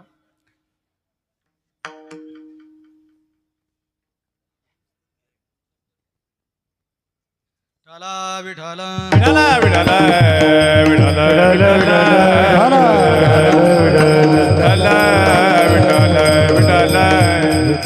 झाले 5 मिनिटं आपले राहिले शिल्लक. 5 मिनिटांमध्ये मला सेवा सुपूर्द करायची. ऐका, मानवी जीवनामध्ये भजन करत असताना अशा पद्धतीनं भजन करा. अजून तुकोबराय म्हणतात हाका आरोळिया. हाका म्हणजे श्री विठ्ठल श्री विठ्ठल श्री विठ्ठल अशा हाका मारल्या पाहिजे देवा करता म्हणून. महाराज आपण उग पप्याची आई असं नाही. हा, देवा करता हाका मारल्या पाहिजे, देवाला हाका मारल्या पाहिजे. महाराज भगवान पंढरीश परमात्म्याला हाक मारावी. आणि मग कशी हाक मारावी? आमचे श्री गुरु रामभाऊ महाराज राऊत श्री विठ्ठल श्री विठ्ठल श्री विठ्ठल भगवान पंढरीश परमात्म्याला हाका मारतात. महाराज त्याला हाका माराव्या. आरोळिया. आरोळी कशी? पुंडलिक वरदा हरी विठ्ठल श्री पंढरीनाथ ज्ञानेश्वर महाराज सूत हनुमान की. आरोळी मारावी, अशी आरोळी मारावी. हाका आरोळिया. अजून गीतवाद्य सुख सोहळे. गीत गावे, भगवान पंढरीश परमात्म्याचे गीत गावे, वाद्यामध्ये ते गीत गावे आणि सुख सोहळे करावे. अजून हे गीत वाद्यामध्ये सुख सोहळे करत असताना जायते न कळे केव्हा दिवस रजनी. आपला 10 कधी वाजले आता आपल्याला कळलं नाही. तसंच भजनामध्ये रंगल्यानंतर महाराज कधी दिवस निघून जातो, कधी रात्र निघून जाते कळत नाही. भजनाचं नाद लागल्यानंतर, भजनाचं प्रेम वाढल्यानंतर मग तुकोबराय म्हणतात आता भजनाचा प्रेम निर्माण झालं ना, भजनाविषयी आसक्ती निर्माण झाली ना, मग आता तीर्थयात्रेविषयी चाड राहिली नाही. तीर्थी नाही चाड न लगे जावे वनांतरा. वनांतराला जाण्याची चाड राहिली नाही. तुकोबराय म्हणतात या पृथ्वीतच, या जगतामध्येच हरिहरात्मकची पृथ्वी. तुका म्हणे हरिहरात्मकची पृथ्वी. मातले वैष्णव नटते नाना छंदे ना. ऐका, राहिलेला अभंग जर पुन्हा कधी योग आला तर मी तुम्हाला सांगन. यावेळेस फक्त एकाच अभंगाचं एकच कडवं सोडवलं. या अभंगाचं अण्णा तुम्ही परत कधी बोलवलं तर राहिलेले 3 कडवे सोडवण्याचा आपण प्रयत्न करू. हां, माझ्याकडे 5 मिनिटं शिल्लक आहे. मला फक्त ऐका, कसं आहे माहिती का, आमच्या वारकरी शिक्षण संस्थेचा नियम आहे कीर्तनाचा उपक्रम आणि उपसंहार याची एक वाच्यता झाली पाहिजे. वारकरी शिक्षण संस्था सांगते. आपण उपक्रम आणि उपसंहार कळतो तुम्हाला. उपक्रम म्हणजे बोलण्याची सुरुवात ज्या वाक्यापासून केली त्याला उपक्रम म्हणा. आणि उपसंहार म्हणजे ज्या वाक्यानं आपल्या बोलण्याला आपण विराम देणार आहे त्याला उपसंहार असं म्हटलं जातं. मग उपक्रमाची आणि उपसंहाराची एक वाच्यता झाली पाहिजे, एक वाक्यता झाली पाहिजे, तरच कीर्तन बरोबर समारोप झाला असं समजायचं. नाही तर हल्ली कीर्तनकाराला उपक्रम काय आणि उपसंहार काय हेच माहिती नाही. कीर्तन, खरं कीर्तन कशाला म्हणतात? कीर्तनाच्या अभंगाचं अंग समजलं पाहिजे, अभंगाची पूर्वभूमिका समजली पाहिजे, अभंगातला छंद समजला पाहिजे, अभंगातला अन्वय समजला पाहिजे, अभंगातला व्यतिरेक समजला पाहिजे, अभंगातलं रूपक समजलं पाहिजे, अभंगातलं दात्त, उदात्त, अनुनासिक, अनुनासिक या सगळ्या गोष्टी कीर्तनातल्या अभंगातल्या आपल्याला समजाव्या, तरच कीर्तनकाराला अभंग सोडवता येतो. नाही तर कीर्तनकार अभंग सोडून देतो. अभंग सोडणारे भरपूर आहेत, अभंग सोडवणारे फार कमी आहेत. विठ्ठला विठ्ठला असतो. वारकरी शिक्षण संस्थेची ही परंपरा आहे. म्हणून मला उपक्रमाची आणि उपसंहाराची एक वाच्यता करायची म्हणून बोलतो. मी सांगितलं होतं मानवी जीवनामध्ये भजन महत्वाचं आहे. या वाक्यापासून मी सगळं तुम्हाला सांगत गेलो. आता शेवटी मला तिथंच यायचंय. मला माझ्या वाक्याची उपसंहाराची एक वाक्यता करायची म्हणून बोलतो. आपल्या जीवनात भजन जेवढं महत्वाचं आहे तेवढंच त्या भजनासोबत आपला स्वभाव सरळ, सहज आणि स्थिर असणं महत्वाचं आहे. माणसानं सहज बना, सरळ बना आणि स्वच्छ स्वरूपाचं बना. माणसाचे काही काही स्वभाव फार किचकट येतो, फार किचकट माणसं आहेत. त्यांच्याकडं पाहिलं आणि त्यांच्यासोबत बोललं ना, ते आपल्यासोबत चांगल्या मानानं बोलतात का वाईट मानानं बोलतात हेच कळत नाही. फार खोचक वृत्तीचे राहतात महाराज काही काही, फार खोचक. म्हणजे चांगल्या चांगल्या माणसांना समजत नाही हा नेमके आपल्याला चांगलं म्हणतोय का वाईट म्हणतोय. फार आहेत महाराज असे, फार आहेत. आम्हाला तर पावली भेटतात महाराज असे. म्हणून मला एकच सांगणं आहे, भजन करता करता आपला स्वभाव सरळ बनवा, सहज बनवा, शांत बनवा. एक उदाहरण सांगतो, सेवेला पूर्णविराम. 5 मिनिटं माझ्याकडे शिल्लक आहे. काय झालं, एक गृहस्थ घरामध्ये जेवण करायचं आणि पडून राहायचं. आता मायबाप तरी किती दिवस सांभाळतील. मायबापानं सांगितलं नुसते तुकडे मोडतो, काम करीत नाही, चल घराच्या बाहेर निघ. दिलं, घरातून निष्कासित केलं, घरातून हाकलावून लावलं. आता याचं एकच, फक्त जेवण करायचं आणि झोपायचं, अगदी रेटून जेवायचं परत. मग काय करावं आता, भोजनाकरता दुसरी व्यवस्था काय करावी. जाता जाता रस्त्यात आश्रम लागला आणि आश्रमात पंक्ती उठताना पाहिल्या. याला वाटलं इथं आपलं काम झाल्याशिवाय राहणार नाही. गुरुजीला विचारलं, गुरुजी पारावरती बसले होते. गुरुजी पंक्तीला, म्हणे बसा ना, पण गळ्यात माळ आहे का. नाही म्हणे तेवढं नाही. मग माळ घालायला तयार आहे, ठीक आहे, मग माळ घालायला तयार आहे तर पंक्ती तुम्हाला बसायला तयार आहे, काय अडचण नाही. घाला पवित्र तुळशीची माळ गळ्यात. पवित्र तुळशीची माळ घातली. पण गुरुजी काय करावं लागेल, काही नाही, झाडलोट करायची थोडीफार आणि जेवण. पण गुरुजी मला 4 वेळेस जेवायला लागतं. अरे एका पंक्तीत 2दा बैस, काय अडचण नाही, जेवण भरपूर आहे म्हणे इथं, फक्त थोडीफार सेवा जी खांद्यावरती पडेल ती सेवा करायची. ठीक आहे गुरुजी. मग चालू झाला उपक्रम. महाराज सकाळी उठायचा, भोजन करायचा, दिवसभर झोपायचा, रात्री एखादा 5-10 मिनिटं वेळ भेटला तर तेवढ्या वेळ झाडून घ्यायचं आणि बस आरामात महाराज हृष्टपुष्ट शरीर झालं. जेवणाची सवय, 4-4 टाइम जेवायचा, एका पंक्तीत 2-2 वेळेस डबल कोयता मारून गाडी भरायची, चालू काम. मग महाराज असं जेवण करता करता करता करता एक दिवस आला, त्या दिवशी होती एकादशी. काय होती, एकादशी होती महाराज. आणि एकादशी दिवशी आज सकाळी उठला तर सकाळी उठल्यापासून घरात काहीच नाही. आश्रमात भांड्याला भांड लागे ना, कुठं चूल पेटलेली दिसे ना. गुरुजीकडे आला, गुरुजी अजून भांडारे तयार नाही झाले, भोजना पंक्ती तयार झालं नाही अन्न, काय भानगडे. गुरुजीनं सांगितलं आज एकादशी, आज वारकऱ्याच्या घरी एकादशीच्या दिवशी अन्न बनत नाही. दौंड जिल्ह्यामध्ये, दौंड तालुक्यामध्ये पळशी नावाचं गाव आहे, तिथं त्या वारकऱ्याच्या घरातल्या कुत्र्याला सुद्धा एकादश राहते. तुम्ही चपाती टाकून पहा त्याला, ते चपाती खात नाही ते चपाती. कोण एकादशीला चपाती नाही खात, ते कोण, कुत्र. हा असं कुत्र्याचं सांगायला आलो मी तुम्हाला. ऐका, एकादशीच्या दिवशी चपाती अन्न खात नाही ते महाराज. काय तुझा जीव जातो एकादशी, फराळाची मिशी धनी घेशी. तू गोबराय म्हणतात, अरे काय एखाद्या दिवशी उपाशी राहिला तर काय मरशील. मग एकादशी असावी माणसानं. गुरुजीनं सांगितलं नुसती एकादशी नाही, निर्जला एकादशी. गुरुजी निर्जला, मी तर मरल म्हणे निर्जला एकादशी म्हणल्यानंतर, अजिबात जमणार नाही आपल्याच्यानं. गुरुजीनं सांगितलं मग काय करावं, पण आश्रमात तर काही बनता येणार नाही, एक काम कर, कोरडा शिदा देतो, गंगे तीरावरती जाऊन तिथं बनव. ठीक आहे गुरुजी, काही अडचण नाही. कोरडा शिदा घेतला, स्वतः लागेल तेवढा गंगेच्या तीरावरती गेला. पण गुरुजीनं सांगितलं जा, तसं तर भोजन करू नये एकादशीच्या दिवशी, पण भगवान परमात्म्याला नैवेद्य दाखव आणि मग नंतर भोजन कर. ठीक आहे गुरुजी, काही अडचण नाही. सगळं नैवेद्य भोजन वगैरे तयार झालं आणि नैवेद्य दाखवायचा म्हणून प्रभू रामचंद्राला हाक मारू लागला. हे राजा राम आइए, प्रभु राम आइए, मेरे भोजन का भोग लगाइए. राजा राम आइए, प्रभु राम आइए, मेरे भोजन का भोग लगाइए. हे राजा राम आइए, प्रभु राम आइए, मेरे भोजन का भोग लगाइए.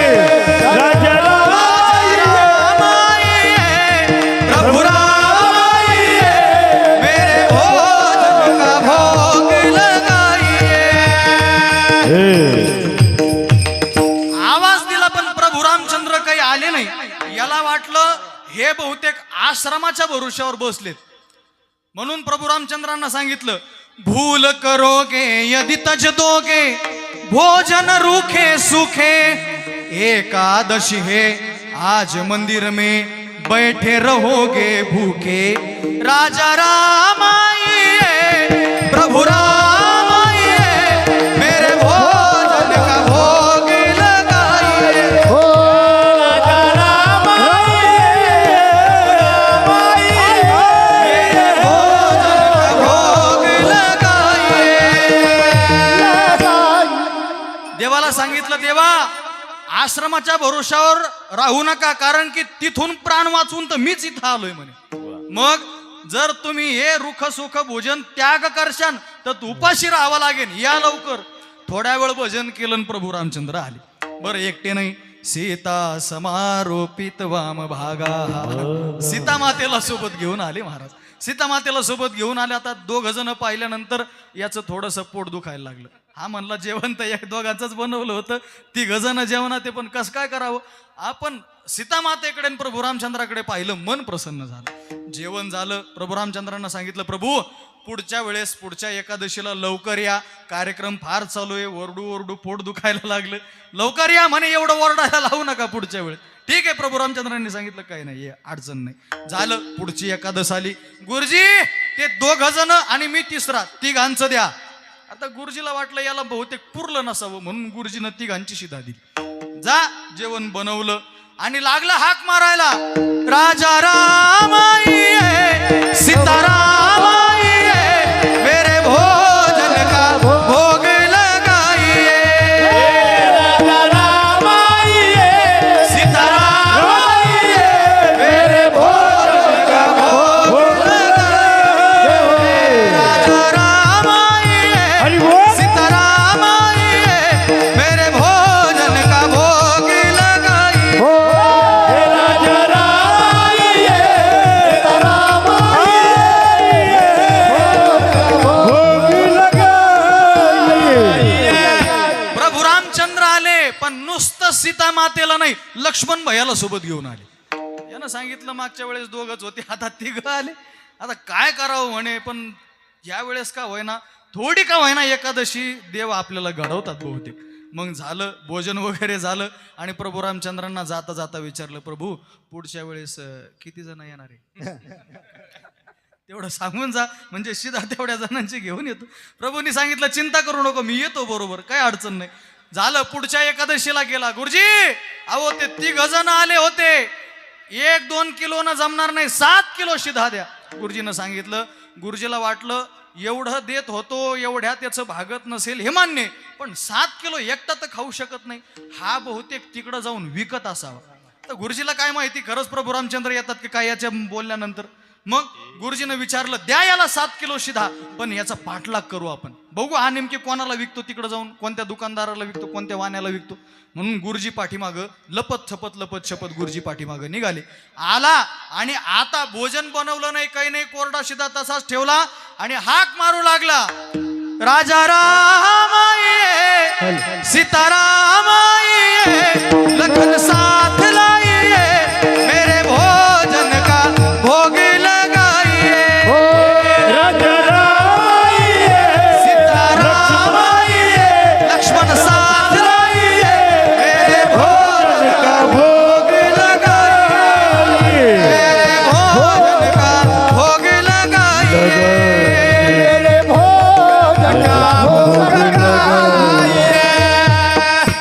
आता हाक मारल्याबरोबर प्रभू रामचंद्र आले, पण सगळा परिवार सोबत घेऊन आले महाराज। लक्ष्मण भैया, भरत भैया, शत्रुघ्न भैया, माता कैकेयी, माता कौसल्या, माता सुमित्रा, सगळा परिवार सोबत घेऊन आले। यानं पाहिलं, यानं विचार केला, आज आपल्याला एक तुकडा पण खायला भेटत नाही। पण यानं पाहिलं, यानं ठरवलं होतं आपण जेवण बनवायचंच नाही। मग प्रभूने विचारलं, आले भोजन बनलं नाही, प्रसाद बनला नाही, अगोदरच बोलवलं। त्यानं सांगितलं आपल्याला भेटणारच नाही, तिथं बनवायचं कशाला, मला माहिती म्हणे, मला तुम्ही तुकडा उरू देणार नाही, एवढे सगळे आलेत, भेटणारच नाही तर बनवायचं कशाला। आता तुम्ही तुमचं बनवा, तुम्ही तुमचं खा, जे उरलं सुरलं ते आम्ही खाऊ। हा, उच्चिष्टाचा भाग शेष उरला तो शेव, मग काय करता म्हणे आता। मग भरतजी, हे भरतजी भंडारे बनाने लगे, भरत जी भंडारे बनाने लगे. भरतजी महाराज भंडारे बनवू लागले. लक्ष्मण भैया काड्या आणू लागले, जमा करू लागले. सीता माता भाजी कापू लागल्या. मग सगळ्यांनी सुंदर असा स्वयंपाक तयार केला आणि सगळे असा गोल राऊंड करून भोजना करता बसले. गुरुजी पाहत होते की हा नुसता बसलेला आहे बराच वेळचा, भोजन तसंच पडलेलं आहे, क्षदा तसाच पडलेला आहे, काहीच बनवत नाही, भानगड काय. त्याला आवाज दिला, इकडे. गुरुजी तुम्ही इथं? म्हणे हो. कधी? पहिल्याच पंक्तीला आलो. या इकडे या. पण हे चाललंय काय? म्हणे एवढ्या वेळचा आलाय, नुसता बसलाय, इकडं तिकडं पाहून बडबड करतोय. म्हणे झालंय काय तुला? काय गोळ्या बिळ्या संपल्या का काय? गुरुजी असं काय बोलताय तुम्ही? प्रभू रामचंद्र आलेत, भरत भैया आले, लक्ष्मण भैया आले, तुम्ही म्हणता एकटाच बडबड करतोय. ते काय म्हणे प्रभू रामचंद्र बसलेत. गुरुजी म्हणले तुझा एक स्क्रू ढुल्ला झाला बहुतेक. अरे कुठं कोण दिसतंय? म्हणे प्रभू दिसत नाही, राम दिसत नाही, लक्ष्मण दिसत नाही, सीता दिसत नाही, कोणी दिसत नाही, तुला एकट्यालाच बरे दिसायला लागले म्हणे. याला वाईट वाटायला लागलं. यानं सांगितलं गुरुजी थांबा 2 मिनिटं. प्रभू रामचंद्राकडे आला आणि प्रभूंना म्हणू लागला, प्रभू तुम्ही मला दिसताय, मला सीता माता दिसते, मला लक्ष्मण भैया दिसतायत, भरतजी दिसतायत, मला सगळे दिसतात. माझे गुरुजी झाडाच्या आड उभा राहून पाहतात, तुम्ही त्यांना दिसत नाही, कोणीच दिसत नाही, काय कारण? प्रभू रामचंद्रांनी दिलेलं उत्तर मला तुम्हाला सांगायचं. प्रभू रामचंद्रांनी सांगितलं, ऐक ना, तुझे गुरुजी फार विद्वान आहेत, फार शिकलेले आहेत, त्यांच्याकडं अनेक पद्धतीचं ज्ञान आहे, पण ऐक ना, तुला दिसतो आणि तुझ्या गुरुजीला दिसत नाही. काय कारण? तुझ्या जीवनामध्ये जेवढं सरळ तुला बनता आलं ना, तेवढं सरळ अजून गुरुजीला बनता आलं नाही, म्हणून दर्शन तुला, गुरुजीला नाही. म्हणून मानवी जीवनामध्ये ज्ञान कमी मिळवा, भक्ती कमी करा, पण आपलं जीवन सरळ, सहज आणि स्वच्छ ठेवण्याचा प्रयत्न करा. भजनापेक्षा सुद्धा सरळ स्वभावानं भगवान परमात्मा लवकर आपल्याला भेटेल, लवकर भेटेल. म्हणून प्रयत्न करा की आपला स्वभाव स्वच्छ ठेवा, सरळ ठेवा आणि सहज ठेवा. ज्ञानेश्वर